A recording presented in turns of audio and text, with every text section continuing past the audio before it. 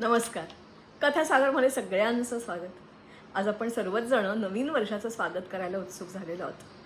त्या नवीन वर्षाच्या पूर्वसंध्येला हा खास व्हिडिओ तुमच्यासाठी. तुम्ही अनेक संकल्प करणार असाल, त्याच्यात आणखीन एक संकल्प करा जो तुम्हाला, तुमच्याबरोबर समाजाला, पृथ्वीतलाला, मानवाला, अखंड मानवजातीला कुठच्या कुठे वरदान ठरेल. कारण कारण तुमच्यापैकी प्रत्येक जण आज गुढी दारात बांधतो. गुढीला कडुलिंबाची पानं बांधतो, दाराला कडुलिंबाचा डहाळा बांधला जातो. आणि तुमच्यापैकी प्रत्येकजण निदान आजच्या दिवशी तरी कडुलिंबाची पानं आणतात, त्याच्यात ते आमसूल काहीतरी घालून, जिरं घालून तुमच्या घरातली गृहिणी छानपैकी चटणी तयार करते आणि ती चटणी खातात. पण हे का? याचं उत्तर आपल्यापैकी बऱ्याच जणांना माहिती नाही. मला पण माहिती नव्हतं बरं का. पण मी जेव्हा शोध घेतला तेव्हा मला असं कळलं की समुद्र मंथनाच्या आधीपासून हा कडुलिंब पृथ्वीवर होता. या कडुलिंबाची कथा आज मी तुम्हाला सांगणार आहे. डिटेल आपण पुढे बघायच्या अगोदर मध्ये मी एक छोटासा शॉर्ट टाकला होता आणि विचारलं होतं, ओळखलात का मला? त्याचं उत्तर आधी बघूया आणि मग पुढे जाऊया. चला तर मग. त्या फुलं तुमच्या भेटीला उत्सुक आहेत. त्यांनाही जाणून घ्यायचं आहे की तुम्हाला तुमची उत्सुकता कशी आणि काय शांत होता येईल. नमस्कार. उन्हाळ्याचे दिवस आले की आपण कडुलिंबाचा पाला आणतो, तो गरम पाण्यात उकळवतो आणि मग ते पाणी आंघोळीच्या पाण्यात मिसळतो. अशाच कडुलिंबाच्या आणलेल्या पाल्याबरोबर आलेली ही कडुलिंबाची फुलं जी गेल्या व्हिडिओमध्ये पाठवली होती ती कोणाला ओळखता आली नव्हती. एक छान कविता हिंदीमधली टेक्स्टबुकमध्ये आहे, माझी नाही आहे अर्थातच. ती मी तुम्हाला अगदी ॲप्रोप्रिएट आहे, ती तुम्हाला मी ऐकवते. ना मैं हूँ डॉक्टर, ना मैं हूँ डॉक्टर, ना मैं ओझा, ना मैं वैद्य हकीम, मैं तो हूँ केवल एक पेड़, मैं तो हूँ केवल एक पेड़, नाम है मेरा नीम, मेरी सूखी पत्ती डालो, ऊनी कपड़े अनाज बचाओ, सूखी पत्ती धुल से मच्छी मच्छर दूर भगाओ, घनी पत्तियों के कारण शीतल है मेरी छाया, गर्मी और थकान मिटे जो मेरे नीचे आया, नहीं काटना मुझे तुम, मैं इतना सुख दे देता, सूरज की किरणों से मिलकर हवा शुद्ध कर देता, सूरज तारे धरती चांद की जब तक चले कहानी, हमेशा सबको सुख देने की, मैंने ही है दानी. असा हा मानवाला वरदान असणारा हा कडुलिंबाचा वृक्ष अतिशय डेरेदार. त्याच्या ह्या अशा भेगाळलेल्या याच्यात खूप कीटक राहतात असा हा वृक्ष. मी तुम्हाला म्हटलं तसं की ह्याची जडं अशी लांब, रुंद आणि खोल गेलेली असतात आणि त्याचाच धाकटा भाऊ शोधेल असं एक दुसरं झाड.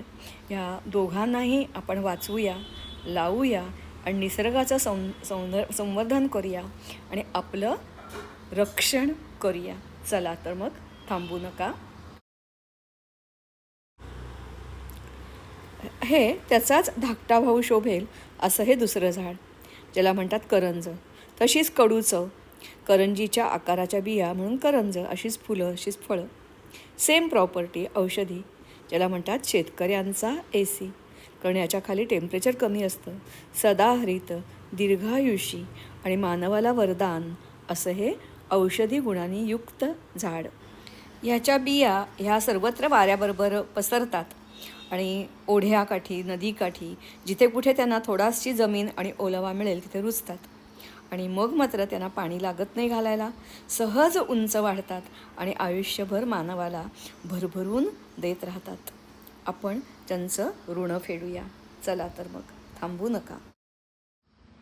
तर असं हे सौंदर्याची खाण असणारं झाड, हिरवगार, डेरेदार, त्याची सावली पण गोल पडते. गंमत म्हणजे ह्याच्या खाली टेम्परेचर किमान 4 ते 5 डिग्री कमी असतं आणि म्हणूनच ह्याच्या विसाव्याला माणसं, गुरं, ढोरं सगळी थांबतात.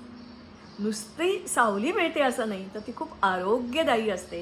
याचं कारण असं सांगितलं जातं की समुद्रमंथनाच्या वेळेला अमृत जे निघालं ते दानवांना मिळू नये म्हणून घाईघाईने गरुड घेऊन स्वर्गात उडाला आणि त्याच्या चोचीतून 2 थेंब खालती पडले, ते ह्या वृक्षावर पडले. त्याचबरोबर अशाही 2 कथा सांगितल्या जातात की इंद्र आणि दानव, आणि एकदा सूर्य आणि दानव यांचं काहीतरी भांडण झालं, युद्ध झालं, काहीतरी झालं, आणि मग दोघांनीही कडुलिंबाच्या झाडाखाली आसरा घेतला आणि स्वतःला वाचवलं. आणि म्हणून त्यांनी ब्लेस केलेलं, वरदान दिलेलं असं हे कडुलिंबाचं झाड, ज्याला आणि ज्याच्याबरोबर पुढे आपण करंज बघणार आहोत त्याला व्हिलेज फार्मसी असं म्हणतात. कारण पूर्वी गावाच्या भोवती, आज जसं आपण आपल्या घराभोवती कुंपण घालतो, वॉल बांधतो, त्याच्याऐवजी ही कडुलिंबाची झाडं लावली जातात.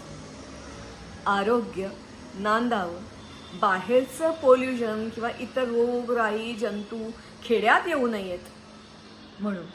एवढंच नव्हे तर नवजात बालकाला याच्या पानांची गादी करून त्याच्यावर सुरुवातीला ठेवलं जाईल. आफ्रिकेत आजही ही पद्धत आहे.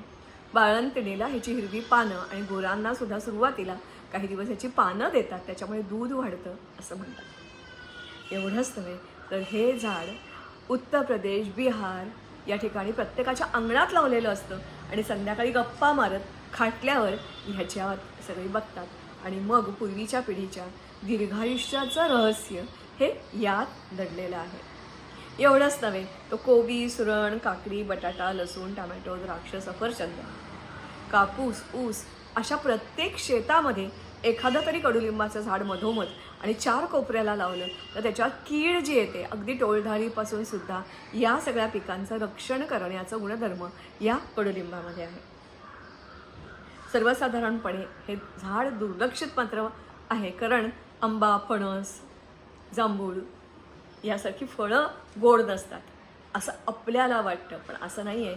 याची पानं अतिशय त्याला करवई कर कर कर कर कर कर कर असे करकर असलेली एक मोठं अशा प्रकारचं पान, आणि त्याला अशा छोट्या छोट्या पर्णिका, त्याही करवतीच्या आकाराच्या, तलवारीच्या आकाराच्या 5, 7, 9 विषम संख्येच्या अशा असतात.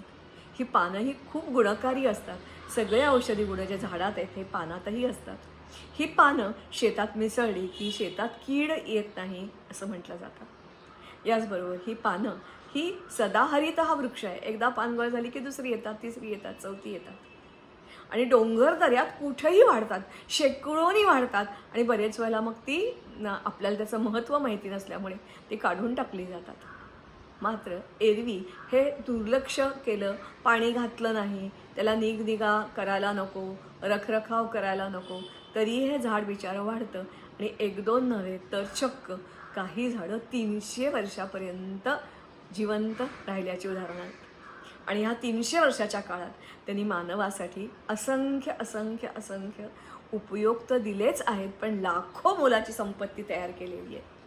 ऑक्सिजन किती सोडतो, हवा किती शुद्ध ठेवतो याची तर आपल्याला किंमत करताच येणार नाही. पण या हिरव्या पानांच्यामध्ये अगदी गेल्या वेळच्या व्हिडिओमध्ये दाखवलं तसं अतिशय सुरेख नाजूक फुलांचे तुरेच्या तुरे येतात. त्यांना मंद गंध असतो आणि अनेक फुलपाखरं, भुंगे, अनेक कीटक याच्याजवळ येतात. याच्यापासून मध बनतो आणि तो मध अतिशय गोड असतो.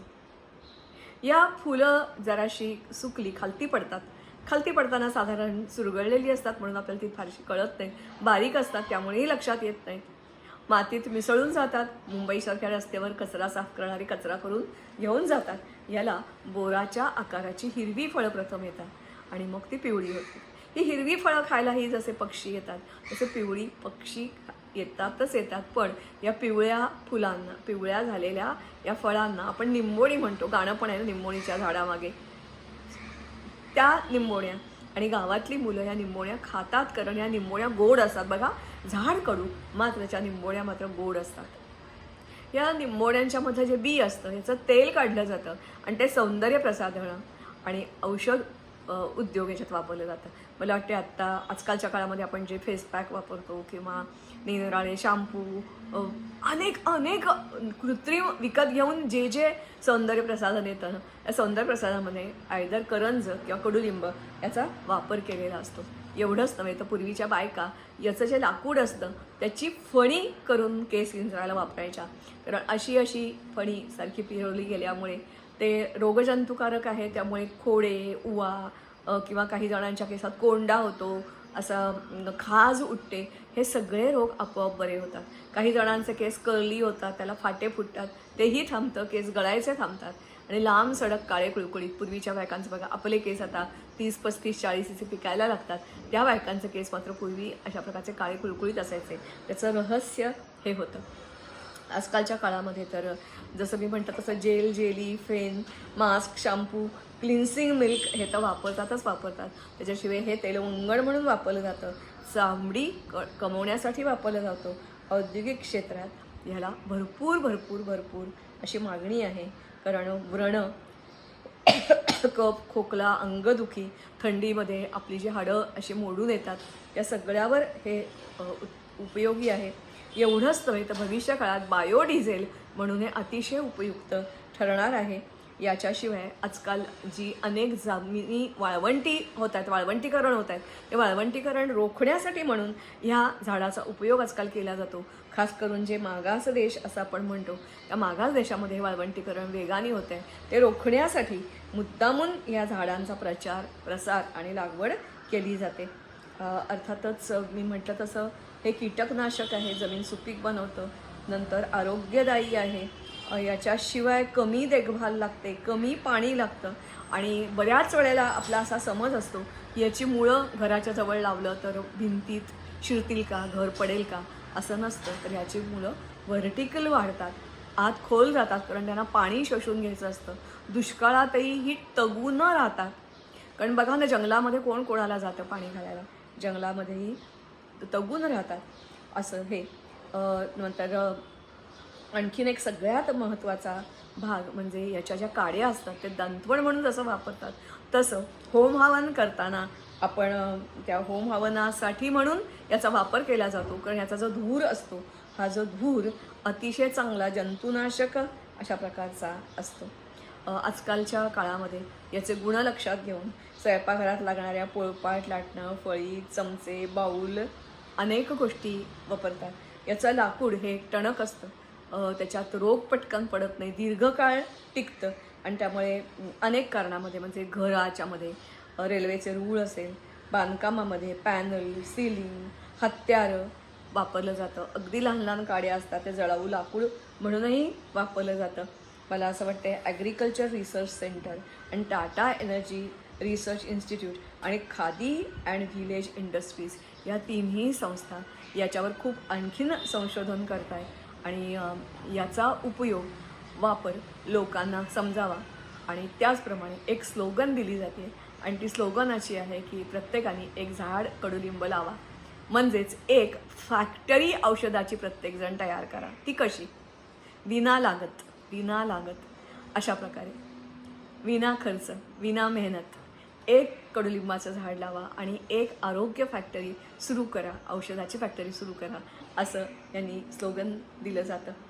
आजकाल रस्त्याच्या कडेला, बागांमध्ये, दुभाजकावर ही मुद्दामून झाडं लावली जातात. मला वाटते प्रत्येकाने आपल्या अंगणात, सोसायटीत किंवा काही वेळेला रस्त्यामध्ये जिथे कुठे जागा मिळेल तिथे एखादं तरी असं झाड लावा.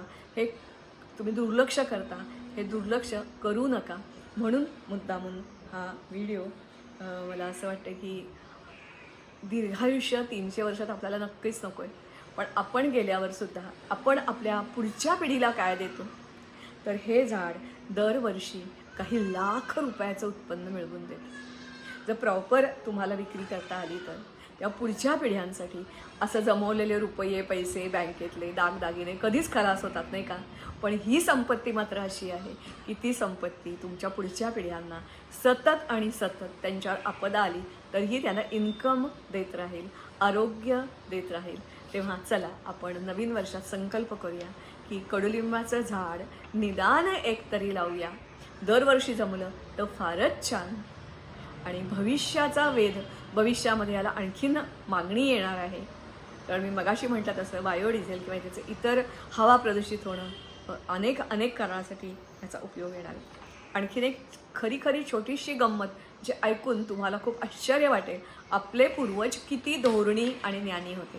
तुम्हाला माहीत आहे की एकेकाळी भारतात सोन्याचा धूर निघत होता आणि या सोन्याचा धूर निघत असताना हस्तिदंत, रेशीम, मसाल्याचे पदार्थ असे असंख्य गोष्टी आपण निर्यात करत होतो. मात्र एका गोष्टीची निर्यात आपण कधीच केली नाही आणि ती म्हणजे कडुलिंबाचं झाड आणि कडुलिंबाचं लाकूड.